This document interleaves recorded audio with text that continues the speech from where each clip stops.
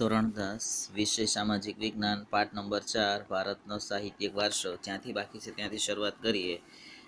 એમાં ફરીવાર આપણે તક્ષશિલા વિશે જોઈએ। આગળ આપણે જોઈ ગયા હતા ભારતની પ્રાચીન વિદ્યાપીઠમાં નાલંદા વિશે જોઈ ગયા હતા અને નાલંદા વિદ્યાપીઠમાં આપણે ફરીવાર યાદ દેવડાવી દઈએ। નાલંદા વિદ્યાપીઠ ક્યાં આવી છે તો કે બિહારના પટણા જિલ્લાના બનગાંવ નામના ગામ પાસે નાલંદા વિદ્યાપીઠ આવેલી છે અને એ ભારતીય સંસ્કૃતિના બૌદ્ધ અને જૈન પરંપરામાં નાલંદાનું મહત્ત્વ ઘણું છે। પ્રાચીન વિદ્યાપીઠ મહાવીર સ્વામીએ 14 ચાતુર્માસ કર્યો હોવાથી જૈન તીર્થ પણ બન્યું। 5મી સદીમાં કુમારગુપ્તે અહીં એક વિહાર પણ બંધાવેલો। ત્યાર પછી નાલંદાને પ્રસિદ્ધિ વધારો થયો। ત્યાં હજારો હસ્તલિખિત ગ્રંથોનો અમૂલ્ય ભંડાર કે છે નાલંદા વિશ્વવિદ્યાલય છે અને જૈન તીર્થધામનો એક પ્રસિદ્ધ વિદ્યાધામ તરીકે ઓળખવામાં આવે છે। તો ત્યાર પછી આપણે 7મી સદીના યુગમાં કે છે યુએન સ્વાંગની મુલાકાત લીધી। અહીંયા 7 મોટા ખંડો છે।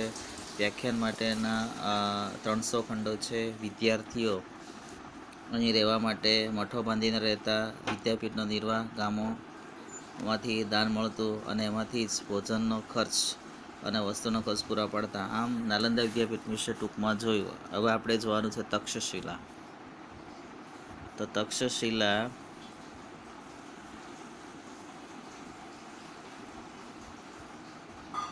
તક્ષશિલા વિશે જોઈશું। તો વર્તમાન સમયમાં તક્ષશિલા આપણે જોઈએ પાકિસ્તાનમાં આવેલા રાવલપિંડીથી પશ્ચિમે પ્રાચીન તક્ષશિલા વિદ્યાપીઠ હતી અને પ્રાચીન ગાંધાર પ્રદેશની રાજધાનીનું તે શહેર હતું। તે શહેર એટલે પાકિસ્તાનમાં રાવલપિંડીની પશ્ચિમે આવેલું તક્ષશિલા। આ વિદ્યાપીઠમાં 64 વિદ્યાઓનું કે છે શિક્ષણ અપાતું હતું। કેટલી વિદ્યાઓનું? 64 વિદ્યાઓનું શિક્ષણ અપાતું।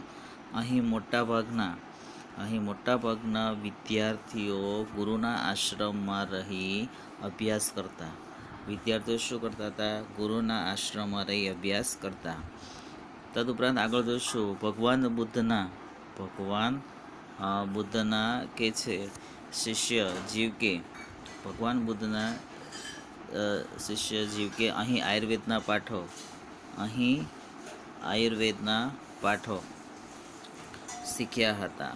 તદુપરાંત આપણે આગળ જોઈશું તો અર્થશાસ્ત્રના કર્તા એટલે જે રચયિતા છે એને શું કહેવાય? કર્તા। તો અર્થશાસ્ત્રના કર્તા કૌટિલ્યએ પણ અહીં અભ્યાસ કર્યો હતો અને એક દંતકથા અનુસાર રઘુકુલમાં જન્મેલા આપણે જોઈએ તો રઘુકુલમાં જન્મેલા શ્રી રામનાભાઈ ભરતના પણ કે છે ભરતના પુત્ર તક્ષ ઉપરથી આસ્તનું નામ પડ્યું હોવાનું મનાય છે। 7 સૈકાઓમાં એ મહત્ત્વના વિદ્યા કેન્દ્ર તરીકે એ જાણીતો હતો અને વિદ્યાર્થીને જે વિષયમાં રસ હોય તેનું શિક્ષણ આપવામાં આવતું। શિક્ષક પોતાની ઈચ્છા પ્રમાણે ગમે તેટલા વિદ્યાર્થીઓને ભણાવતા હતા। છતાં સામાન્ય રીતે એક શિક્ષકની કે છે કેટલા લગભગ 20 વિદ્યાર્થીઓને ભણાવતા। એક શિક્ષક કેટલા વિદ્યાર્થીઓ ભણાવી શકતા? 20। તદુપરાંત અહીં વારાણસી, રાજગૃહ, મિથિલા અને કે છે ઉજ્જૈનના રાજકુમારો પણ કે છે જેવા કે છે દૂરના નગરોમાંથી કે છે અહીં વિદ્યાર્થીઓ અહીં શિક્ષણ માટે ઉમટતા એટલે કે અભ્યાસ કરવા માટે તક્ષશિલા ક્યાં છે? પાકિસ્તાનમાં આવેલા રાવલપિંડીને પશ્ચિમે પ્રાચીન તક્ષશિલા વિદ્યાર્થીઓ દૂરથી ભણવા જતા। ક્યાંથી? તો પરિવાર કહ્યું છું વારાણસી, મિથિલા અને ઉજ્જૈનથી। અહીં શિક્ષણ લેતા. કૌશલના કે છે અહીંયા કૌશલના રાજા પ્રસેનજીત વ્યાકરણ શાસ્ત્રી હતા. પાણીની અને રાજતરંગીણી અને કૌટિલ્ય પણ અહીં શિક્ષણ. પાણીની વ્યાકરણશાસ્ત્રી પાણીની રાજનીતિશાસ્ત્ર કૌટિલ્ય પણ અહીં એટલે ક્યાં તક્ષશિલામાં શિક્ષણ લીધું હોવાનું મનાય છે. તક્ષશિલા ઉચ્ચ શિક્ષણનું પણ કેન્દ્ર હતું. સામાન્ય સ્થિતિના વિદ્યાર્થીઓ ગુરુના ઘરે રહીને ભણતા. આ એની ખાસિયત હતી, ગુરુના ઘરે રહીને ભણતા હતા. અહીં શિક્ષણમાં શું તો કે વેદ, શસ્ત્રક્રિયા. શું ભાઈ? વેદ, શસ્ત્રક્રિયા, ગજ વિદ્યા, ગજ એટલે હાથીની વિદ્યા, ધનુર્વિદ્યા, વ્યાકરણ, તત્વજ્ઞાન, યુદ્ધ વિદ્યા, ખગોળ, જ્યોતિષ વગેરેનું શિક્ષણ કે છે આપવામાં આવતું. કેટલા વિષયોનું કુલ 64 જેટલું વિદ્યાનું અહીં આ પ્રકારનું શિક્ષણ આપવામાં આવતું હતું. ચંદ્રગુપ્ત મૌર્યના ગુરુ ચાણક્ય અને ખુદ ચંદ્રગુપ્ત મૌર્યએ પણ અહીં શિક્ષણ લીધું હોવાનું મનાય છે. અહીં એટલે ક્યાં? તક્ષશિલામાં. 5મી સદીની શરૂઆતમાં ચીનના ફાહિયાને પણ કઈ સદીમાં? 5મી સદીમાં ચીનના ફાહિયાને પણ આ સ્થળની મુલાકાત લીધી. આ સ્થળ એટલે તક્ષશિલા. તદુપરાંત જોઈશું વારાણસી. તો વારાણસી એટલે કે આજનું કાશી. તો વારાણસી યાત્રાધામ તરીકે પ્રસિદ્ધ છે. ઈસવીસન પૂર્વે 7મા સૈકામાં તે ભારતનું પ્રસિદ્ધ વિદ્યા કેન્દ્ર હતું.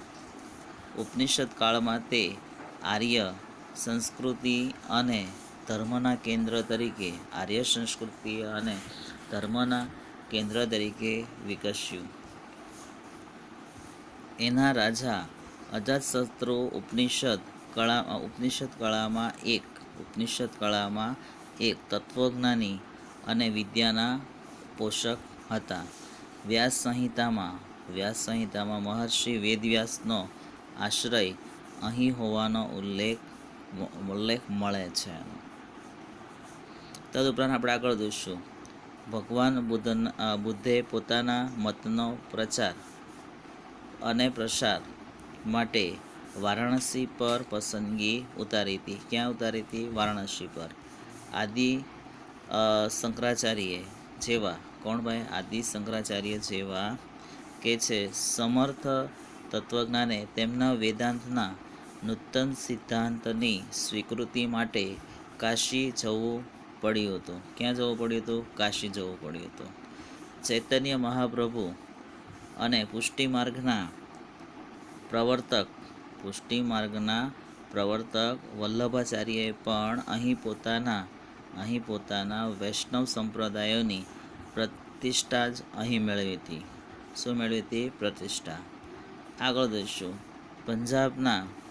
પંજાબના વિદ્વાન કુટુંબોએ સ્થળાંતર કરવું પડ્યું ત્યારે તેઓ મુખ્યત્વે કાશી અને થોડા પ્રમાણમાં કાશ્મીરમાં જઈને વસ્યા હતા. ક્યાંથી ભાઈ? પંજાબ છોડીને તેઓ કાશી અને કાશ્મીરમાં જઈને વસવાટ કર્યો હતો. તદુપરાંત અન્ય રાજકુમારો પણ અહીં ઉચ્ચ શિક્ષણ માટે આવતા હતા. સમ્રાટ અશોકના આશયથી વારાણસીનો સારનાથ પ્રસિદ્ધ વિદ્યાધામ બન્યું છે. સારનાથનો મઠ કે છે પ્રસિદ્ધ વિદ્યાધામ કોના સમયમાં બન્યું હતું? સમ્રાટ અશોકના સમયમાં. કોના સમયમાં? સમ્રાટ અશોકના સમયમાં. ત્યાર પછી આપણે તક્ષશિલા જોયું, વારાણસી, કાશી જોયું. હવે જોવાના છે વલભી. તો વલભીની સ્થાપના ઈસવીસન 7મા શતકમાં ગુજરાતનું આ એક વિદ્યાધામ અતિ પ્રસિદ્ધ શિક્ષણ કેન્દ્ર હતું અને વલભીને કે છે વિશાળ અને અત્યંત પ્રસિદ્ધ વિદ્યાધામ બનાવવામાં કોનો ફાળો હતો? મૈત્રક વંશના કે છે તત્વકાલીન શાસકો. કોણ ભાઈ? મૈત્રક વંશના તત્કાલીન શાસકો અને નાગરિકોનો મોટો ફાળો હતો. વલભીને બનાવવામાં ફરી કોનો મોટો ફાળો હતો? તો વલભીને બનાવવા માટે કે છે કે પ્રસિદ્ધ બનાવવા માટે આ વિદ્યાપીઠને મૈત્રક વંશના તત્કાલીન શાસકો અને નાગરિકોનો મોટો ફાળો હતો એનો. તો 7મી સદીમાં ભિખ્ખુ વિદ્યાર્થીઓ અહીં રહેતા. કોણ રહેતા? ભિખ્ખુ વિદ્યાર્થીઓ. તો અહીં વલભી ત્યારે બૌદ્ધ મતના હીનયાન પંથનું કેન્દ્ર હતું. શેનું કેન્દ્ર હતું? હીનયાન પંથનું કેન્દ્ર હતું. 7મા શતકની મધ્યમાં પ્રસિદ્ધ બૌદ્ધ વિદ્વાનો સ્થિરમતી અને ગુણમતી વલભીના અગ્રણી આચાર્ય હતા. કોણ હતા? તો 7મા શતકના મધ્યમાં પ્રસિદ્ધ બૌદ્ધ વિદ્વાનો સ્થિરમતી અને ગુણમતી વલભીના અગ્રણીઓ આચાર્ય પણ હતા. દૂર દૂરના ગંગા યમુનાના મેદાનોના વિસ્તારમાંથી બ્રાહ્મણ વિદ્યાર્થીઓ અહીં ઉચ્ચ અભ્યાસ માટે એટલે ક્યાં ભાઈ? વલભીમાં આવતા. ચીની પ્રવાસી ઈત્સિંગે પણ નોંધ્યું કે વલભી કોણે ભાઈ? ચીની પ્રવાસી ઈત્સિંગે પણ નોંધ્યું કે પૂર્વ ભારતની પ્રસિદ્ધ શિક્ષણ સંસ્થાઓમાં નાલંદા સાથે સ્પર્ધા કરતી હતી. નાલંદા સાથે કોણ સ્પર્ધા કરતું હતું? વલભી વિદ્યાપીઠ. કોણે નોંધ્યું હતું? ચીની પ્રવાસી ઈત્સિંગે આ પ્રકારનું નોંધ કરી હતી. તો આગળ જોઈશું. તો વલભી એક રાજધાની અને આંતરરાષ્ટ્રીય બંદર પણ હતું. બરાબર, શું હતું? તો વલભી એક રાજધાની અને આંતરરાષ્ટ્રીય બંદર પણ હતું. ઈસવીસન 480થી ઈસવીસન 475 સુધી એ આંતરરાષ્ટ્રીય વિદ્યાધામ અને એક રાજધાની અને આંતરરાષ્ટ્રીય બંદર હતું. વલભીના શાસક મૈત્રક રાજવીઓ વિદ્યા અને વિદ્યાપીઠના કે છે મહાન આશ્રયદાતાઓ હતા. કોણ હતા? તો કે અહીં પ્રસિદ્ધ મૈત્રક વંશના વલભીના શાસક મૈત્રક વંશના રાજાઓ પણ વિદ્યા અને વિદ્યાપીઠના મહાન આશ્રયદાતાઓ હતા. એ બાબતની નોંધ લેવી પડે કે મૈત્રક વંશના રાજાઓ બૌદ્ધ ન હતા છતાં તેઓ કેવા હતા? સનાતની હતા. કેવા હતા? સનાતની હતા. છતાં આ સંસ્થાને મદદ કરતા. બૌદ્ધ ન હોવા છતાં સનાતની હતા, છતાં આ સંસ્થાને મદદ. આ સંસ્થા એટલે કોને ભાઈ? તો કે વલભીને. ઈસવીસન 775માં આરબોએ આક્રમણ કર્યું. શું કર્યું? આરબોએ. ક્યારે? ઈસવીસન 775માં આરબોએ આક્રમણ કર્યું અને મૈત્રકો પરાજિત થયા. કોણ પરાજિત થયા? મૈત્રકો. અને આ વિદ્યાપીઠ બંધ પડી. આ વિદ્યાપીઠ એટલે કે વલભી વિદ્યાપીઠ બંધ પડી. અહીં પ્રસિદ્ધ વિદ્વાનોના કે છે નામ દરવાજા પર લખવામાં આવતા. તમે ત્યાંની મુલાકાત લો. ક્યાંની? તો વલભી, ભાવનગર પાસે જાઓ ત્યાં એના પણ આજે પણ નામ દરવાજા પર લખેલા તમને જોવા મળશે. વિદ્વાનો રાજભાષામાં પોતાનું પાંડિત્ય દાખવીને રાજતંત્રમાં ઊંચા અધિકારો કે છે પ્રાપ્ત કરતા. આ જાણીતી વિદ્યાપીઠ હતી અને જ્ઞાનની કે છે આરાધના તેમના વિશિષ્ટ પ્રકારની શિક્ષણ પ્રણાલીને કારણે ભારતમાં આપણે જોઈએ, ભારતમાં જ નહીં પરંતુ તે સમયના સુસંસ્કૃત વિશ્વમાં પ્રસિદ્ધ થઈ હતી. આ વિદ્યાપીઠમાં દેશ પરદેશથી અહીં અભ્યાસ કરવા માટે વિદ્યાર્થીઓને આવતા. સાચા અર્થમાં તે આંતરરાષ્ટ્રીય વિદ્યાપીઠ હતી. એમાં લગભગ પ્રત્યેક વિદ્યા શાખાઓનું શિક્ષણ અપાતું. આ બધી વિદ્યાપીઠનો નિભાવ રાજાઓ અને શ્રેષ્ઠીઓએ આપેલા દાનમાંથી થતો. તે હકીકત સમાજની પણ વિદ્યા પ્રત્યેની પ્રીતિ. શું બતાવે છે? વિદ્યા પ્રત્યેની પ્રીતિ અને નિષ્ઠા દર્શાવે છે. ભારતીય વિદ્યા અને કલા અને વિજ્ઞાનનું શિક્ષણ આપતી એ વિશ્વવિખ્યાત યુનિવર્સિટીઓ પણ હતી. તો આ રીતે આપણે ભારતની પ્રાચીન વિદ્યાપીઠો જોઈએ: નાલંદા વિદ્યાપીઠ, તક્ષશિલા વિદ્યાપીઠ, વારાણસી વિદ્યાપીઠ અને વલ્લભી વિદ્યાપીઠ. હવે સ્વાધ્યાયમાં પણ આપણે જોઈશું તો અહીંયા આમાંથી પ્રશ્ન અગત્યના બને કે સવિસ્તારમાં ભારતના વેદો કેટલા છે અને કયા કયા છે સમજાવો. તક્ષશિલા વિદ્યાપીઠ વિશે નોંધ જણાવજો, આપણે હમણાં ચલાવી એ. તદુપરાંત મધ્યકાલીન સાહિત્ય વિશે ચર્ચા કરો, એ પણ અગત્યના છે. મુદ્દાસર પ્રશ્ન પણ આવી શકે. મુદ્દાસર પ્રશ્નમાં કે વલ્લભી વિદ્યાપીઠની માહિતી આપો, નાલંદા વિદ્યાપીઠની માહિતી. પરીક્ષાની દૃષ્ટિએ નાલંદા જે છે પરીક્ષામાં બહુ અગત્યનું બને છે. ટૂંકમાં ઉત્તરમાં યજુર્વેદ પણ અગત્યનો પ્રશ્ન બને છે.